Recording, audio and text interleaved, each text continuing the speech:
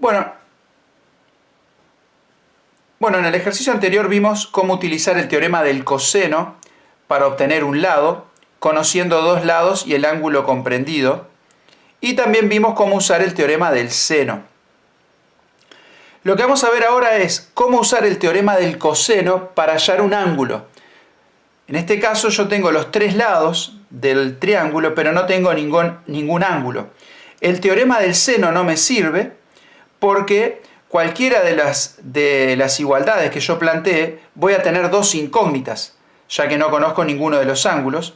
Y recuerden que en una ecuación para poder resolverla tiene que haber solamente una incógnita.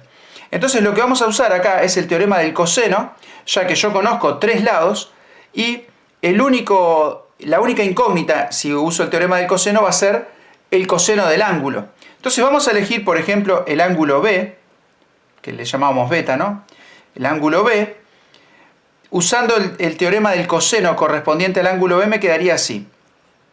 Lado B al cuadrado es igual a la suma de los cuadrados de los otros dos lados, es decir, el lado A al cuadrado más el lado C al cuadrado, menos 2 por el producto de estos dos lados, A por C, por el coseno del ángulo comprendido, o sea, el coseno del ángulo B.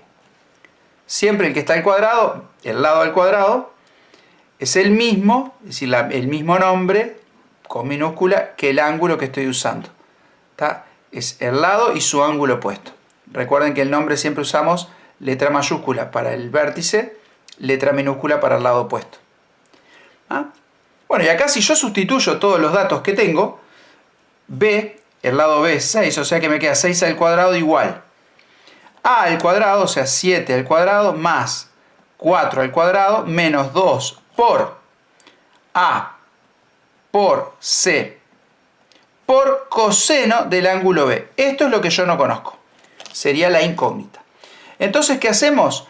Despejamos de esta ecuación el coseno. Para eso tenemos que hacer la transposición de términos, ¿no? El 7 al cuadrado va a pasar restando para el otro lado. Recuerden que siempre decimos que no cambia el signo, lo que cambia es la operación. Entonces me va a quedar 6 al cuadrado menos 7 al cuadrado menos 4 al cuadrado igual a menos 2 por 7 por 4 por coseno de B. Bueno, acá simplemente vamos a hacer las cuentas con la calculadora, a ver si se ve ahí.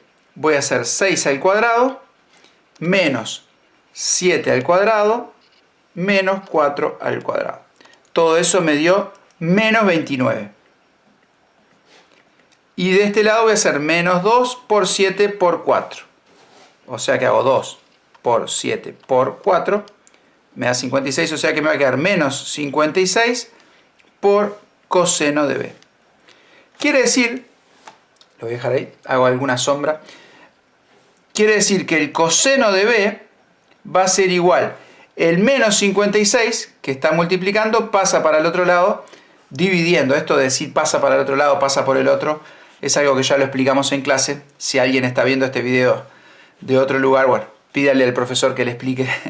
Pero básicamente lo que yo tengo que hacer es usar la operación inversa para que acá me quede 1. Entonces la operación inversa de multiplicar por menos 56 es dividir entre menos 56 y para mantener la igualdad tengo que dividir de los dos lados por el mismo valor. Esto se va a simplificar y me queda coseno de B igual a menos 29 dividido menos 56. Como los dos son negativos, yo sé que me va a dar positivo, así que hago 29 dividido 56 y eso me da 0,518 se aproximara.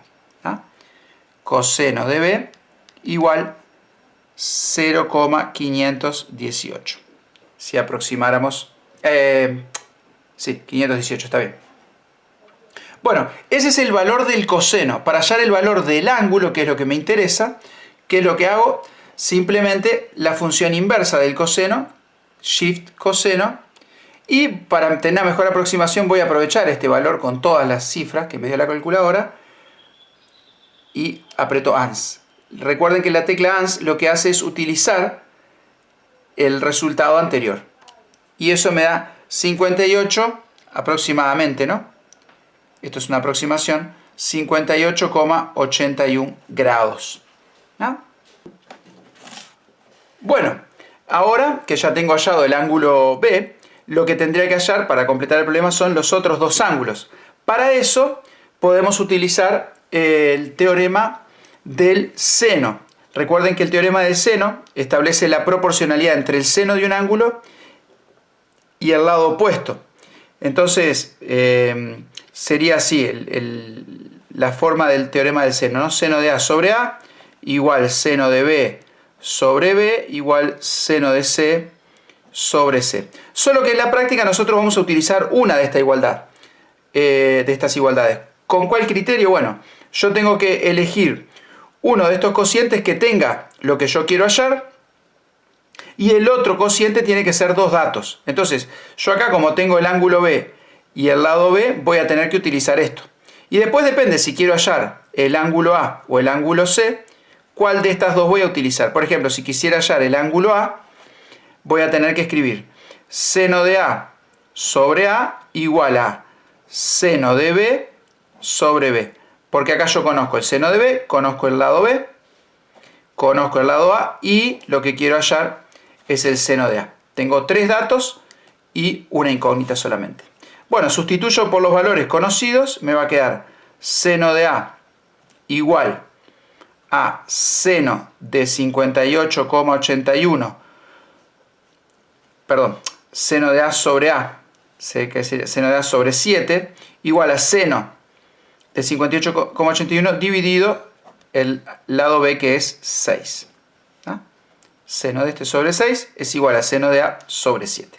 Bueno, y acá para despejar el seno de A, hacemos como en una regla de 3, multiplico cruzado y divido entre 6, me queda 7 por seno de 58,81 dividido 6.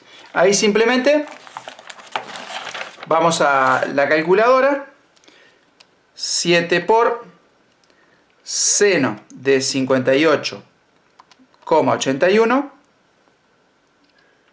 y eso lo dividimos entre 6. Eso me da 0,998. O sea que el seno de A es igual a 0,998. Bien, para hallar el valor de A usamos la función inversa de seno, o sea que sería shift seno de ese valor y me da 86,40 o 4 grados. Aproximadamente, ¿tá? Todos estos son aproximaciones. Algunos profesores insisten bastante en que no usemos el signo de igual, sino de aproximación, que es lo correcto en realidad porque no es una igualdad. Bueno, ese sería el valor de A y el valor de C lo puedo sacar simplemente restando 180 grados menos la suma de estos dos y ahí voy a obtener el ángulo C. No lo voy a hacer eso, ya lo hice en el video pasado y considero que es bastante sencillo. Bueno, así que por ahora vamos a dejar por acá. Después voy a hacer algún ejercicio más de los que son más tipo problemas con letras, pero creo que con estos dos ejercicios que hicimos abarcamos los diferentes usos del teorema del seno y del coseno para obtener lados y ángulos de un triángulo.